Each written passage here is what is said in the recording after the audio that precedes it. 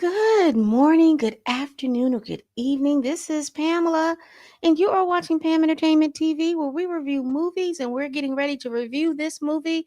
Y'all, you see it on the screen. It is the review of Sinners. It's going to be a spoiler-ish review. And y'all, I'm going to give y'all some time, because if some of y'all don't want to be spoiled, I'm going to give y'all just enough time right here to go ahead and log off. But if you don't mind a little spoiling of the movie, hang on.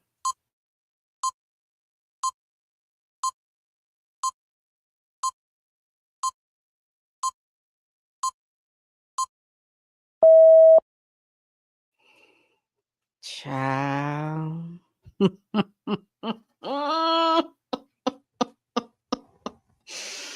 When I tell you I got out of theater, let me tell you about my whole theater experience. And I have realized that the theater that I go to, I can no longer go to, simply because it's just doing way too much for no reason.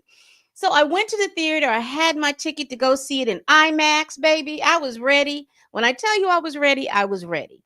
I get to the theater, they scan my ticket. It doesn't scan.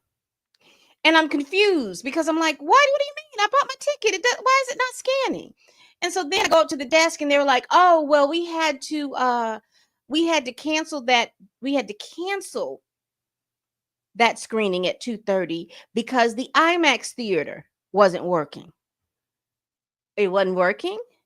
Or did you dedicate that theater to another movie? Because when I got here, I didn't realize that the kids were out of school. And everybody and their grandmama was going to see, what was it, Kings of Kings?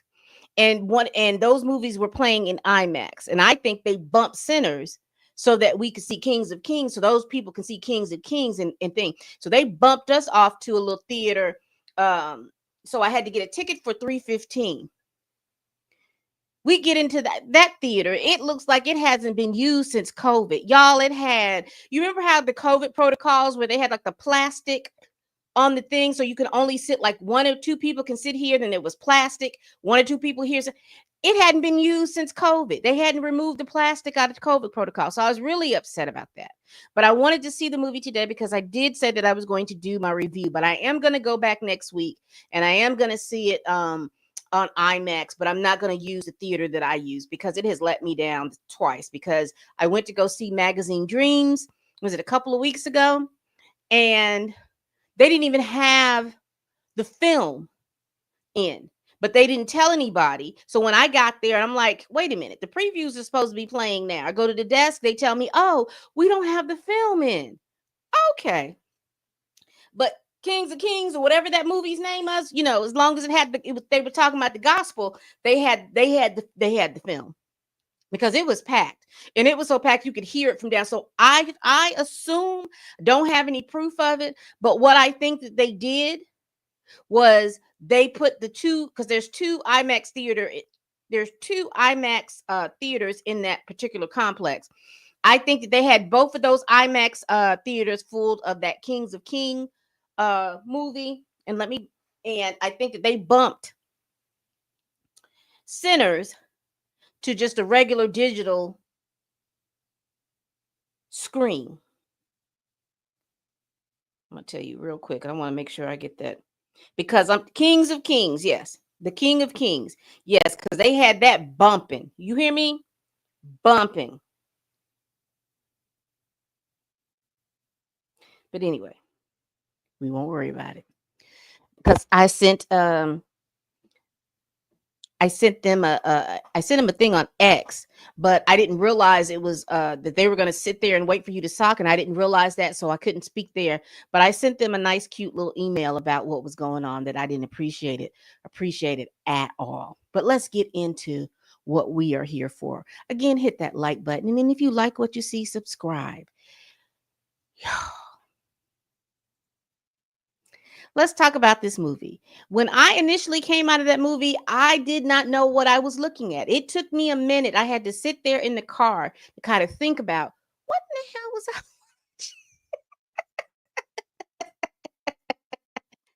because it had just got to be. Now I will tell you that the movie started slow, but once it picked up because I didn't realize all of this.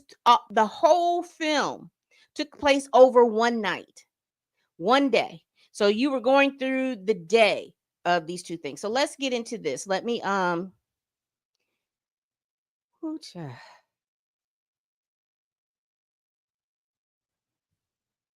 So what was it? Am I in the right movie? Here we go. Child, Sinners is action, is drama, is thriller, is horror, is supernatural. It's like genre bending. So it's not just one. You know, the drama was the leading theme of the movie, was the leading thing because it was a lot of drama. You're following two twin brothers through their day because they're wanting to open up a nightclub. So you follow them through this whole thing. It's a supernatural because you're dealing with the supernatural, you're dealing with voodoo, you're dealing with vampires, and with the vampires, you're dealing with the horror, and just having to deal with all of that, you get your action and you get your thriller. So you're getting all of that in one movie. And I will tell you, I thought that was genius. I thought that that was great because there was a lot of jump scares in there. It was at least two or three for me. It was at least two or three for me. There was a couple of things that I wish we would have seen off cam. We would have seen on camera, but it is what it is. Is it a perfect movie? No. Uh, it has a lot of different, some pieces just I thought were some pieces were just too long. The church scene, the interaction between all those things, I thought that they were too long. However, they were necessary. And let me just go on to the next little part of this. And the film tells the story of twin brothers from Mississippi who just returned home from Chicago and are opening a nightclub during the Prohibition. So there's a lot of things going on. First, you have Prohibition, you have Jim Crow, you're in the South, you got sharecroppers. And one of the things that come out of all of that, particularly for Black folks, is you have the Delta Blues, the Mississippi Blues. And when you talk about the migration patterns of Black folk, during that time, uh it was key to that because Black folks that lived in the South and during the Great Migration to the North, if you were from Mississippi and some parts of Louisiana, you usually migrated to Chicago. If you were in Alabama, in some parts of Tennessee, you usually migrated to Detroit. If you were in Georgia, uh you usually migrated to either two places. It was three places actually. No, let me come back. If you're from Alabama, you migrated to Ohio, you migrated to Detroit. If you were from Georgia, you migrated to New York, you migrated to New Jersey, and you migrated to Massachusetts and Connecticut. Those were the places. And if you were from Florida, baby, the North was your oyster. I've also learned that a lot of people who lived in Florida also bypassed the United States entirely, and they migrated to Canada. So that's just the interesting of the migration patterns. Also, if you were in Mississippi, Louisiana, Texas, Arkansas, you usually migrated west, and a lot of people ended up in California, or they ended up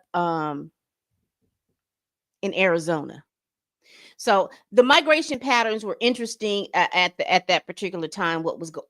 depending what was going on. A lot of people who migrated to California usually were following the jobs that were with the military. But let's continue, baby. Whew. There was a lot of themes in this movie, and like I said, I'm just going to go over the things that I saw and what I saw through there. It's the life of sharecroppers. We got to see sharecroppers picking cotton at that time, because you remember, well, if you don't, not to remember, but if you understand your history, 1932, so you were probably almost 50 years out of slavery. You had people who were sharecroppers, and usually in the South, slavery was over, but in the South, Jim Crow took over. And so Jim Crow was a series of how they kept Black people uh, pretty much like they were in slavery. So they would say, "Oh, you can come and you can work for us," but they would only pay you in pennies and pence. And one of the things that I thought that was great, because my grandmother, my mom's mom, she would keep little coins and things like that. And one of the things that I thought was really nice about that, because my grandmother was born in 1913, but during that period of time, they would pay you they would pay you in money only that you could use in that town. And I remember trying to explain that to somebody years ago, and nobody understood, because my grandmother had all these coins and things like that. And to see that little detail come up there, Ryan Coogler, thank you. That was a detail. I mean, some people had wooden nickels. They used to call them, "Oh, he paid you in wooden nickels."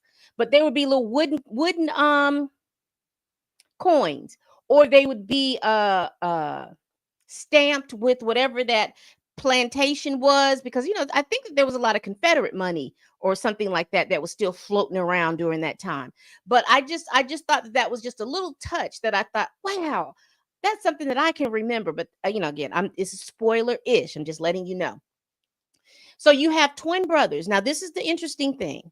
So you have twin brothers who are Black men who have gone to war in World War One. They went over there fighting for the liberation of other people in their country. But then when they come back home, they don't have liberation.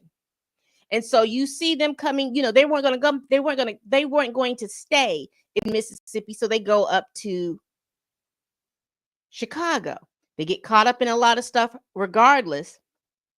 They've made a lot of money, and they're coming back home because the block is hot up there in Chicago.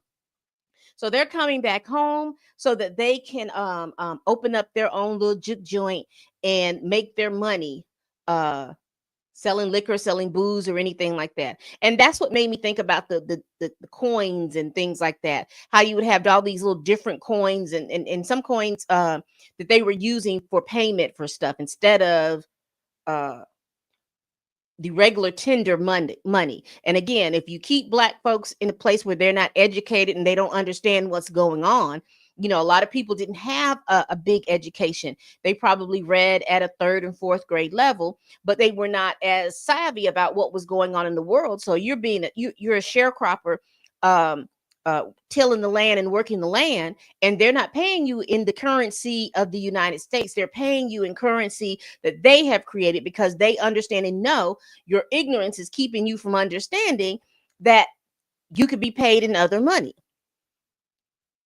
So they're coming home and they see the plight, but they figured, I'm gonna go to Chicago, make my money. But what skills did they have? You're talking about people who were trained killers.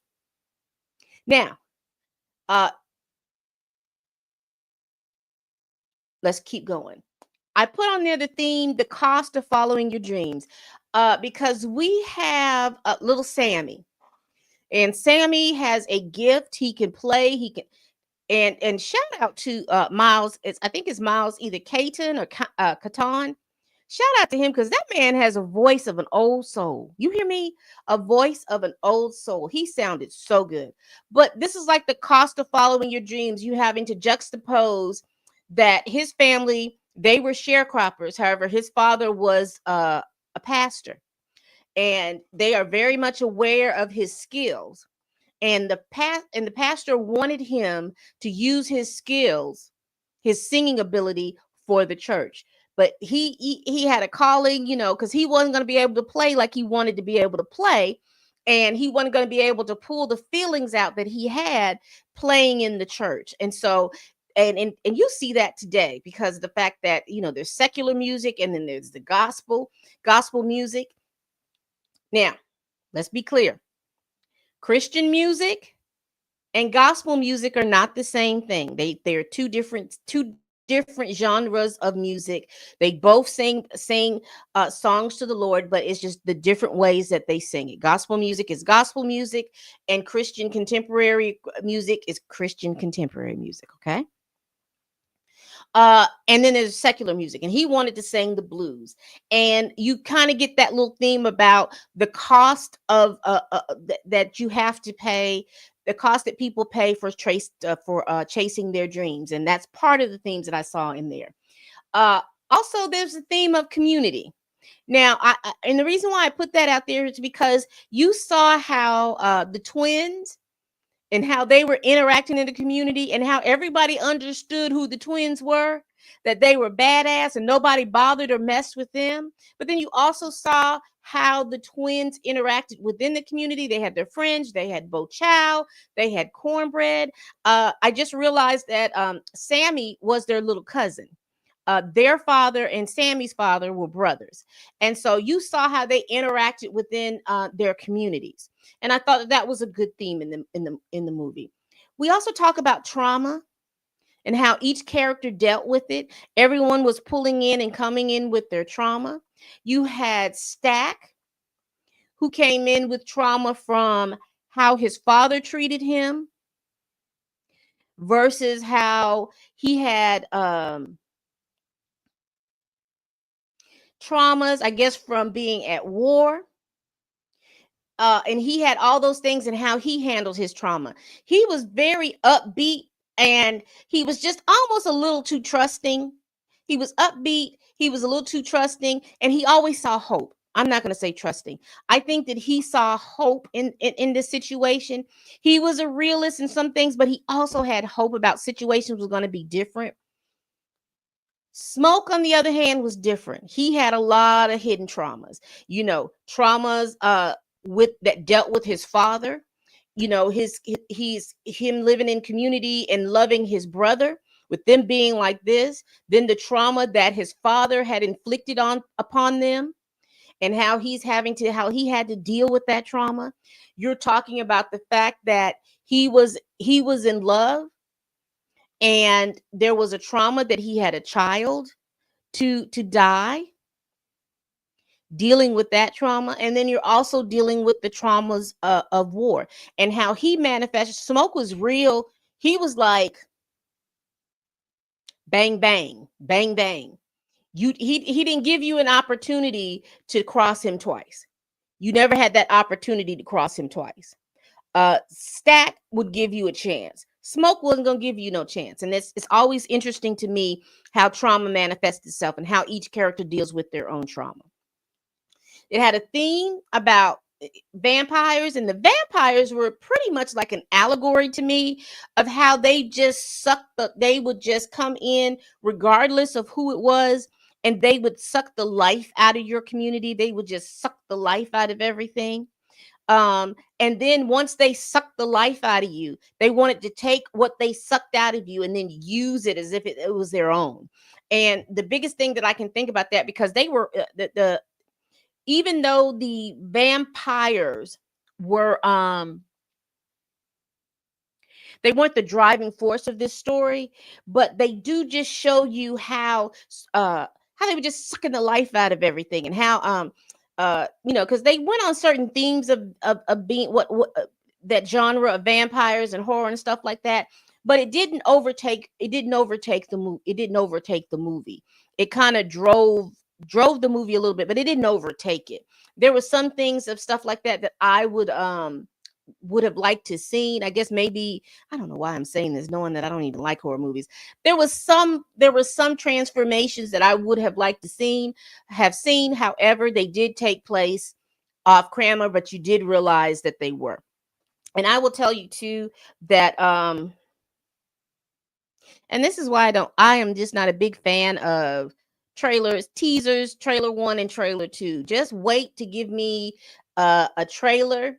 And I really wish that movie theaters would just get into the habit of doing a trailer, and it covers some of the stuff, but then some scenes should just be filmed for the trailer, just to get you to come. They don't necessarily have to be in the, in the movie, but maybe one scene that'll get you to come that you may not even see in the movie, but it was there. Maybe like some deleted scenes or something like that. I don't know. I'm just talking out my neck.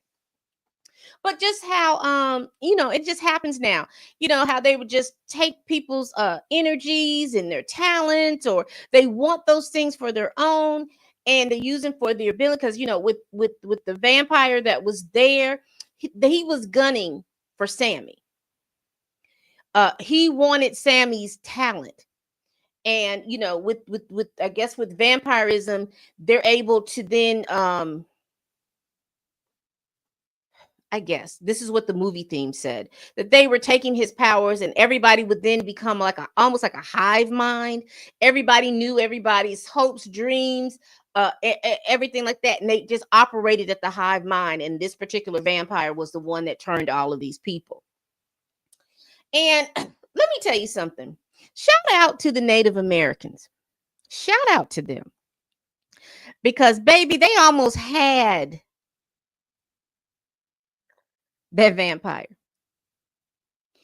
But the racism that was going on back there, this is all I'm gonna say about that. The racism protected him.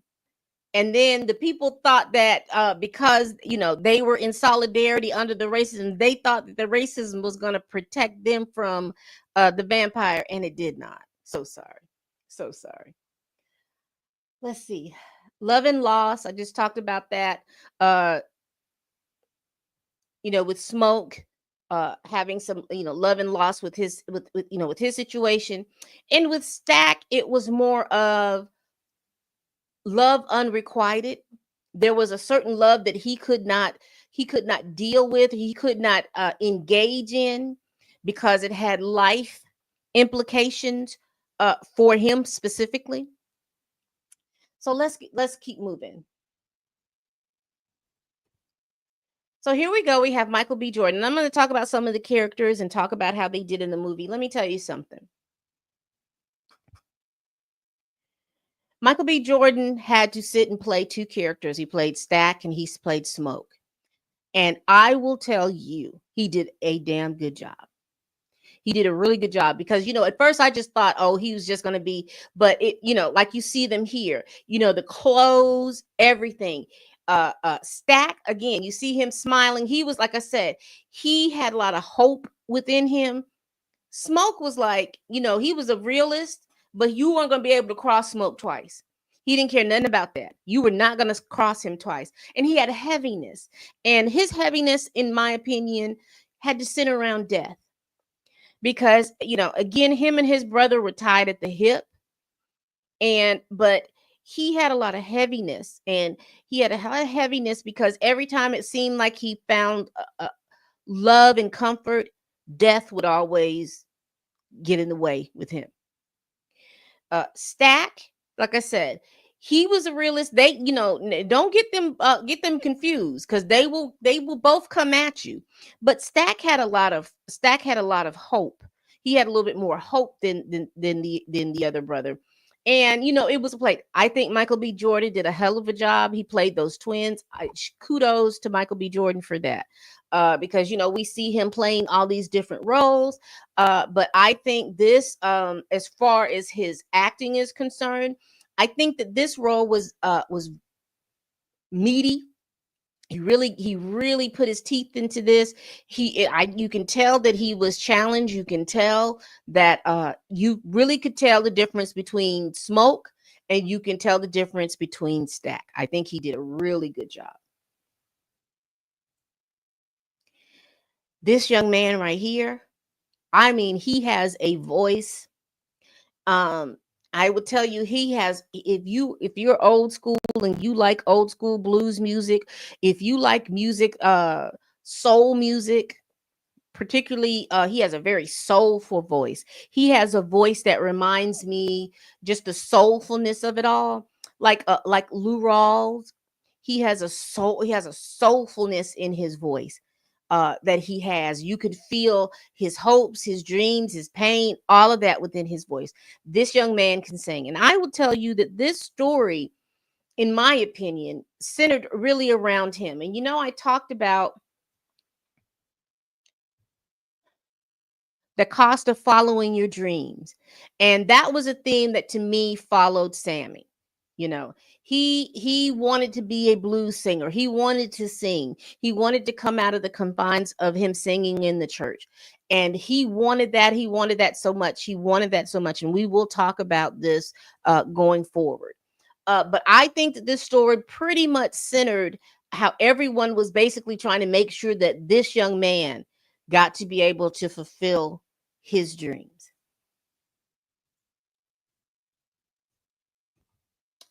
And so here we have, again, you got Smoke, you got Stack. So behind Stack, you have Annie, and I'm going to talk about Annie.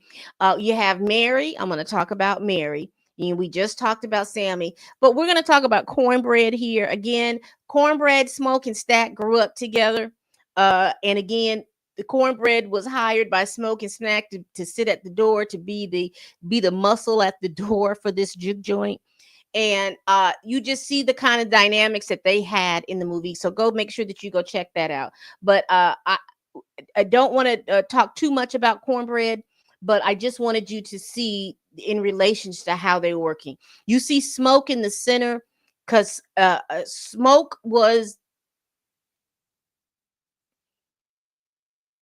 you would believe that this story was pretty much centered around Smoke, but Smoke is toward the front, and you notice that the people who he wants to protect are sitting back behind him. And I think Sammy for Smoke was uh he wanted to make sure that that Sammy got through all of this. And I just thought that this was a great picture. The cinematography in this picture was beautiful. It the the, the it was it was it was dark, particularly at night. In the light, it was light, and there was just like every time they went to the darkness or they went to somewhere where it wasn't lighted very well. I love the fact that you could still see the people. And a lot of times when you watch people, when you watch different shows and things like that, and the way you have to light black people, because certain, depending on a black person's skin tone and a black person's undertones and stuff like that, whoever did their lighting, whoever was doing that, kudos to them, because you could tell like Woomy has like a very neutral undertone. So lighting her will require some blues and bluish colors. They were very good to be able to light her, particularly in that area. And you see like Michael B. Jordan, he has more like a yellowish, reddish undertone. They lighted him perfectly. I really did enjoy to see them, because usually when you go see movies and there's things happening in the dark, it's so hard to see black folks, because again, they light people for Caucasian. The lighting is usually for Caucasian people. So they're having a lot of these white bright lights that you could see, but sometimes that washes out black folks. And I just really appreciate whoever did the lighting in this movie. Kudos to you. Again, you see that. Now this is in the night, this is in the dark, and just look how beautiful the lighting is. You can see all the figures, you can tell their faces. There's nothing washing them out. Usually if they used a brighter light that didn't have a yellow or yellowish in them, the black folks would be kind of washed out to me. So here's Annie. She's played by Wuni Mosaku. um Now, her love interest was Smoke. Now, her and Smoke got history. And shout out to Ryan Coogler, whoever wrote this. I believe it was Ryan. That each one of the It was nice to see that each one of the brothers had a love interest, and they had a different reason for why they were not with their particular love interest. And here you have Annie. Now, Annie was the local healer, hoodoo, uh, uh, uh, spirit woman. She was able to do all of these things. She had people coming in uh for her services, and she is Smoke's love interest, and they are bonded by love. However, they had a trauma, and that trauma sent Smoke away. But they still have love for each other. They go and they come back, and there's still love for each other. And I mean, even to the point where, she talks about doing things for his protection. He is around, he is stuff for his protection, and she's done there's a little satchel, a little baggage or something like that she had. But it was very nice to see them and their dynamic, and them being in love. But because of their trauma, the trauma that they experienced um, earlier in their relationship, how that trauma, even though they're still in love, it still keeps them like this. They're just like doing this little number right here. And it is so sad, because had they had the ability, or if folks believed in it at that time about uh, getting help, I think that those things would have been different. But we'll just continue. This woman right here, she was used in the story because she had wisdom about the supernatural, uh, and she was able to guide them about what they need to do about the folks within the supernatural. So she was able to guide them in regards to that. So I do enjoy her character, and I know a lot of people say, "Well, I don't believe in all of that. I ain't finna do that." I understand. However, her character to me was very, very important, to help guide the people to know what they were supposed to do. And here you have Miss Mary Child, and Mary is there. We find out a lot about Mary in her history, and let's really kind of just at this moment kind of talk about history, and talk about American history, and talk about how, because of slavery, there are a lot of people, and let's be clear and let's be honest, but people, we don't want to talk about this here in the United States of these Americas. That there are a lot of people here like Mary that are walking up and down the street because of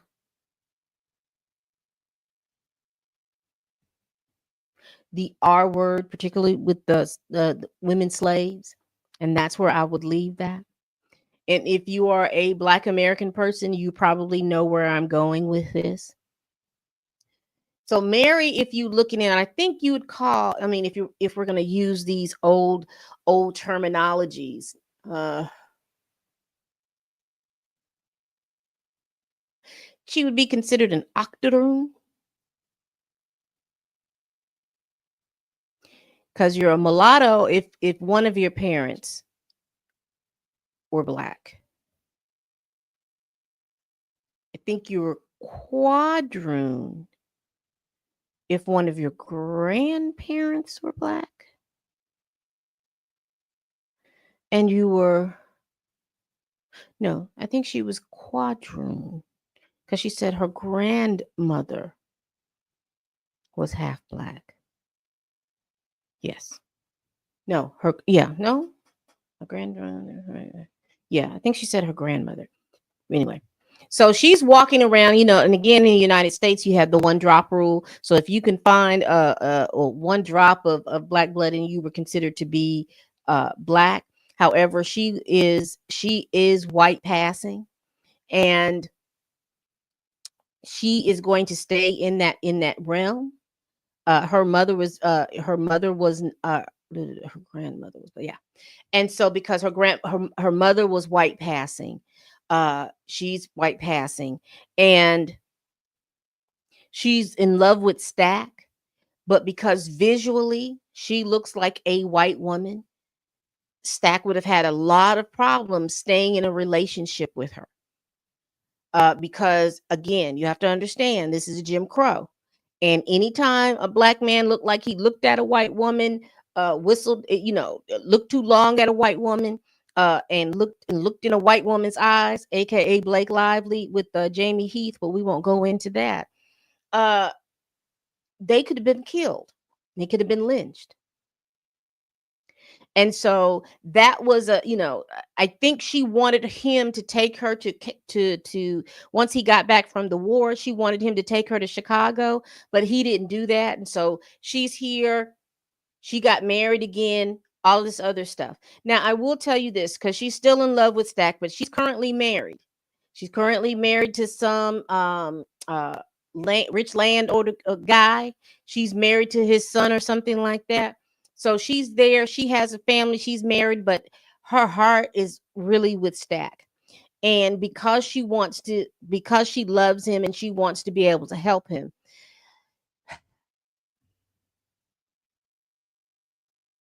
she just fucks up the thing.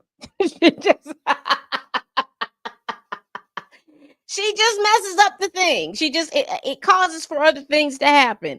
And again, that is because she has a love for Stack and she wants to be able to feel that and she wants to show him that she loves him. But again, her her need to be of assistance and to interact just kind of messed up the thing. Then we had Delroy Lindo. Y'all, let me tell you something.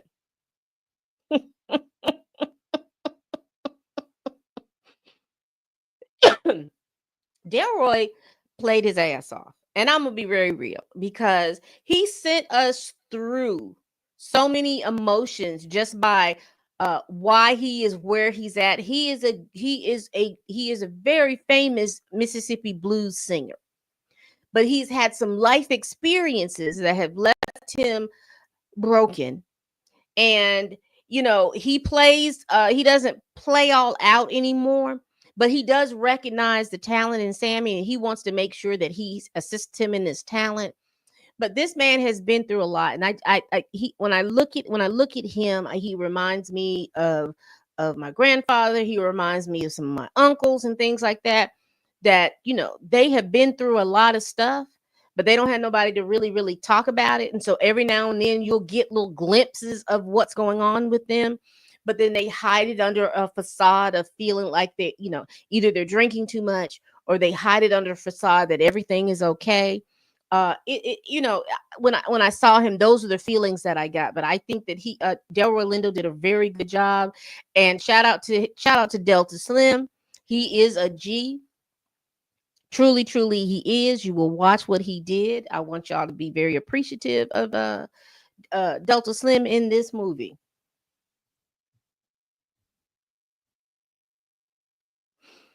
Here we have Jack O'Connell. Let me tell you something about Jack O'Connell.